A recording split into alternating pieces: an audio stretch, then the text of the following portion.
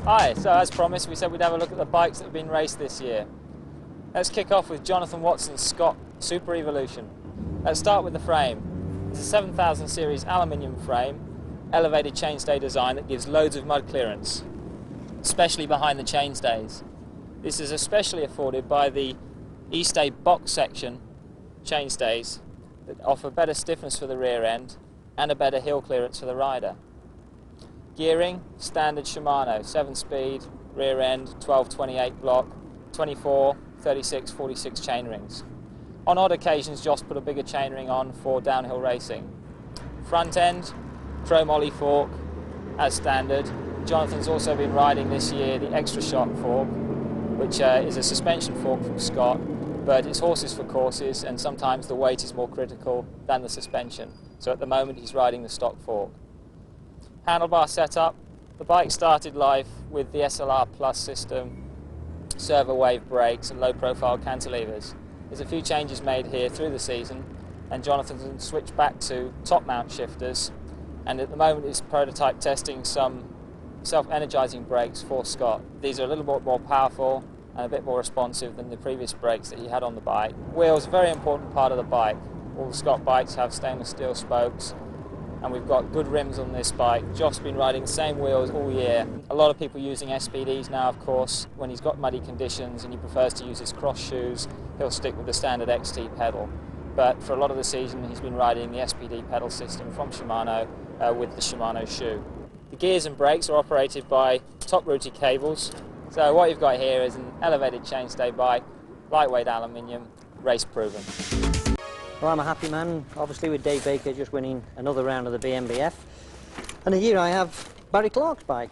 And basically the Dynatech is a new formula whereby the brazing element has gone out of making the frame, and it's a bonding process with the alloy lugs, and we're able to literally put in any type of tubing from steel, metal matrix, aluminium, bond it into this lug, and because of the bonding process it needs less heat than the brazing, it actually makes the frame 20% stronger and more rigid, which means literally more power to the pedals.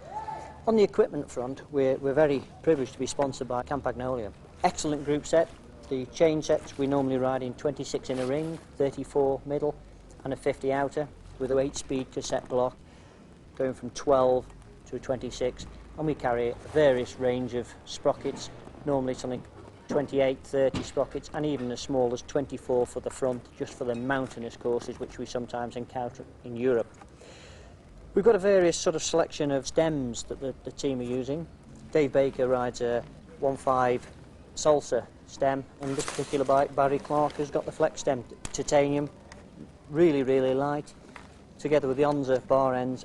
Again, various riders are going for the different types of pedals. Barry Clark, for instance, has got the standard Campagnolia rack trap pedal. One or two of the riders are experimenting with the SPDs, having some great success with them, but also encountering a little bit of problems when it's muddy. We use a very light quick release skewer by Ringle, and we use a lot of titanium bolts from SRP, which gives the bike a very, very impressive weight and great to handle.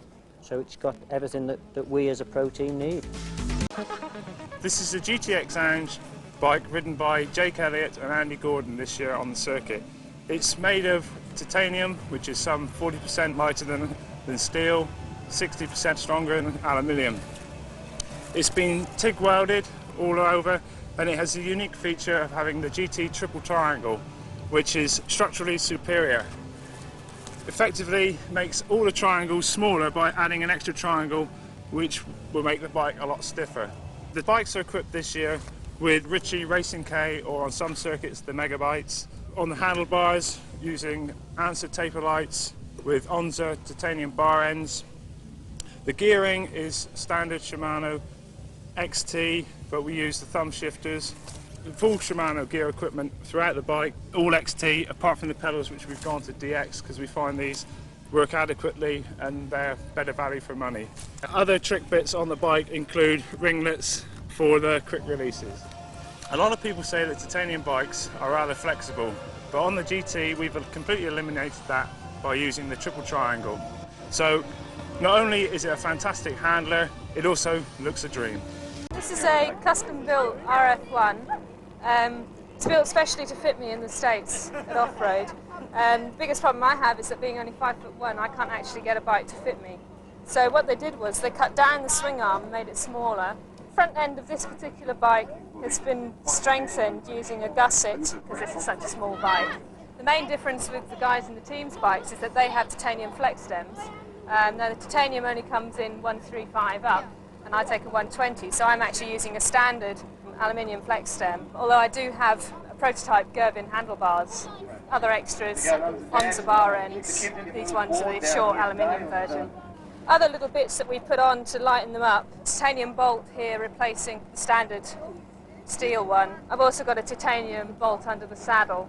Other things we've got is ring glaze skewers on front and back. They're a lot lighter than standard skewers.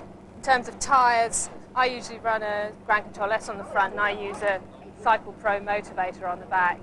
Another feature which most of the team are riding with, of course, is SPD pedals. That doesn't come standard on a production bike. The gear setup on this bike is Shimano Hyperglide with Dura XT. It's a standard 12-28 block. On the front I run 24, 34, 46. The brakes are Dia Compi brakes, 986s, which are one of the lightest brake sets you can get, coupled with the SS5 brake levers, which again are very light. And some of the team are also using grip shift, again for lightness. And I've actually got standard shifters on. Of course, by far the most unusual thing about the ProFlex is the fact that it has both rear and front suspension. The rear suspension works on a urethane shocker. I think the suspension really comes into its own in terms of downhilling though. It's actually quite scary, the fact that the speeds that you can get up, so you need to have your brakes set up quite well on a bike like this.